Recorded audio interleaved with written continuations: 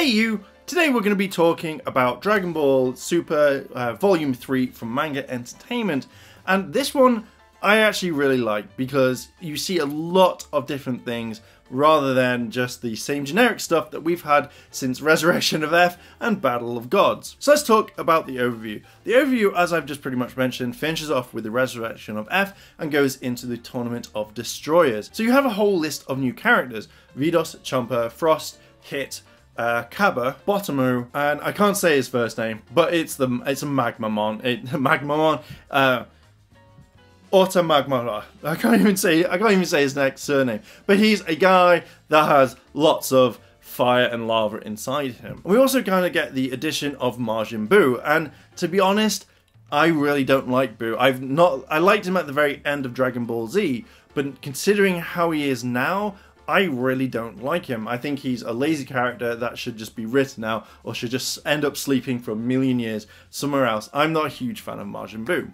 So the tournament works out as a very different thing. You have a written test. So they ask Gohan, Gohan can't do it, which is a big shame. But you have Vegeta, Piccolo, Goku, Majin Buu, and Minota, who is apparently this ridiculously strong character who we actually find out isn't. This one actually feels a lot longer than it should normally do. Unlike the Resurrection of F saga, you kind of think it's really quick. This one kind of like stands out a lot. And as you're watching it, you kind of think, oh, what's happening next? What's happening next? In the first match, where it's Goku versus Bottomu, where Goku's hitting him, but it's not actually affecting him, until Goku just picks him up and throws him out the ring. Boom! You know, it's little things like this. This is something slightly different. As we carry on through the tournament, it's then Frost versus Goku, and he gets knocked out because Frost has a weapon on him. It actually puts poison in his body and kind of stun them for a while, so literally Frost can win. Same thing happens with Piccolo. He gets stunned as well when it's against Frost. And this is when Vegeta steps in and kicks him out the ring. It feels like it's kind of a reward for Vegeta to say, hey, you were not actually given the chance to actually knock Frieza out, so have this kind of clone of him. One thing that I actually really liked, it was Hit versus Goku. When Hit goes against Vegeta, you find out that Hit is extremely fast. He is the top assassin around. But what happens is you don't know that he has a time skip. With a time skip ability, he's able to move by something like half a second, a fraction of time, and it actually knocks Vegeta out quite quickly.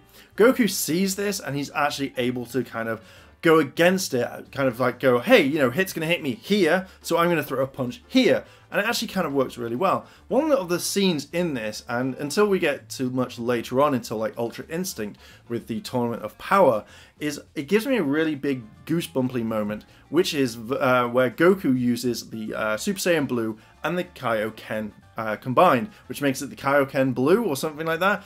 When watching that with the music, holy, it gives me goosebumps. Having those goosebumps when watching it is something that I love in anime. Something that can make me feel that way is doing a fantastic job. And this is where it kind of ends. And in a way, as much as I hate the fact that it should be all contained as one saga, this is a really great way of saying, hey, we're gonna stop. We're going to make sure that this, you want to buy the next one, so you're really invested in it, and it does it really, really well. Obviously, I know what will happen in the next part, where it's going to be Monoko versus Hit, and that's going to be it. So let's talk about the animation. The animation is fine to me. I think there are some slight moments. I think there's a scene where Goku is looking at Vegeta, and it looks like Goku's looking the other way, which I thought was a little bit weird, shall we say that. It was fluid. You can see the animation has improved. Mainly because of this is like, it became such a hit with Battle of Gods as well as Resurrection of F, that they've taken a little bit more time to put in there. The special effects to some degree have definitely Hit using his ability, as well as Goku using the Kaioken with Super Saiyan Blue, was actually really ingenious, and I really liked that. The animation had me on the edge of my seat to some degree, and even when it was something like Vegeta versus the lava guy, it was interesting to see that one because it was Vegeta moving about in a way that was slightly different. You know, obviously you could see the heat getting to him, loads of different little stuff, as well as that he could use his kind of words like, you are a rascalous bucket of bolts, and then the lava guy getting kind of like saddened and annoyed. there was still a little bit of emotion, especially with saying Vegeta versus Cabba. I think that was one of my favorite fights, because when Cabba's like, can you please teach me how to go Super Saiyan? Vegeta's like, really? How would I do that? And it shows you the meanness that he has. Everyone's like, that's not you, Vegeta. But he's using that to actually turn him into a Super Saiyan, to actually unlock that rage inside him. And I really liked it. Obviously, when we see this later on, when it comes to the Tournament of Power, we see that Cabba can actually achieve more. He becomes a Super Saiyan 2. So in that short amount of time, you know, could Cabba become a Super Saiyan Blue, as well as Caulifla and Kale later on? Oh, it's going to be so exciting. I'm really looking forward to it. I do think sometimes the animation could have been slightly better. I think even when you have the downsides, the guys over at Toei have seen what's happening and they decide to go, do you know what? Let's actually make this better, and you see the progression of the anime as well as the animation get better and better over time. Let's talk about the writing. The writing is very, very simple to me. It showed a lot of kind of like love as well as something different. Again, I really wish there was a little bit more jokes in this. I really liked the fact that Vegeta interacted with Cabba, and that was slightly different.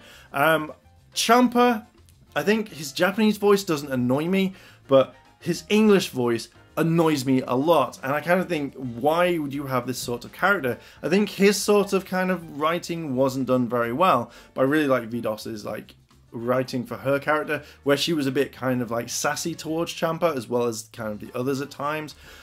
So there's not really much of the writing that I can kind of really talk about. Let's talk about the characters. Now, I'm not going to really talk about Goku and his friends because they're going to be exactly the same in all the kind of reviews that I do. When it comes to Cabba, I really like him. Hit, I kind of have a bit of a kind of like respect for, because he's a different sort of character. To me, he was quite new with his abilities, etc, etc. Champa, I absolutely really can't stand just because of the way that he is. But yeah, I think that's also Frost. I kind of see that he was meant to be a good guy, but then turns into a bad guy. That I didn't kind of like, but again, what do I expect from a Frieza type character? It's exactly the same. What made this interesting for me? I have to say that for this, I generally really liked the tournament a lot more. It felt like this was something fresh, it was something new compared to where we've just seen the Resurrection of F and Battle of Gods. This was something that I could generally get behind and I was excited on watching. Obviously with the two previous sagas, yes, I have seen the film and it just didn't feel anything new. You know, with this one you had new characters, you had new universes, you know, you expanded the universe so well, and I really enjoyed that. This is what I kind of really wanted from Dragon Ball Super when it was first announced. And again, I really wish that they cut the first two and just went straight for this and made the films canon. Apart from the new characters like Cabba, he reminds me a lot of Vegeta's brother. And I'm guessing in some sort of way they decided to actually bring this in and actually kind of say, hey, yeah, there's a young Saiyan. But then you don't hear anything about Vegeta's brother anymore. So maybe this is a way of introducing them and saying, yeah, this is what's going to happen.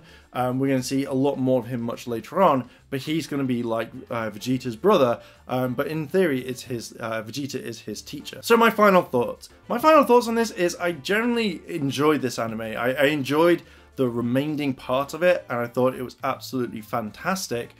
But to me, I kind of wish it expanded and ended at the hype, rather than it going into the next one, which will be the Goku Black Saga, where it will finish off Hit, have a few kind of lulls in it, and then go straight into the actual main action. And I kind of really wish that was all on this disc, so the cutoff base, so where it goes against Goku versus Monoko. You know, little things like that, and then start a whole new fresh with the next Goku Black series, etc, etc. So that's going to be really interesting. Also because I didn't actually really watch the tournament when it first came out properly. I think there's like 1 or 2 episodes that I missed. I really enjoyed actually seeing it in English rather than Japanese, but now that I can switch the subtitles through or switch the voices, I can enjoy this again in Japanese much later on. So Rangers, what are your thoughts on this? Would you get this anime? Would you add it to your collection? Do you like the fact that Goku used the Kaioken as well as the Super Saiyan Blue? What are your thoughts? What do you think about this? Let me know down below in the comments, and if you've liked this video, like, favorite, comment, and consider subscribing. Check out all the other videos on the channel, and if you want to have help on Patreon, link is in the description down below. And as always, Rangers, thanks for watching, and I'll see you in a bit.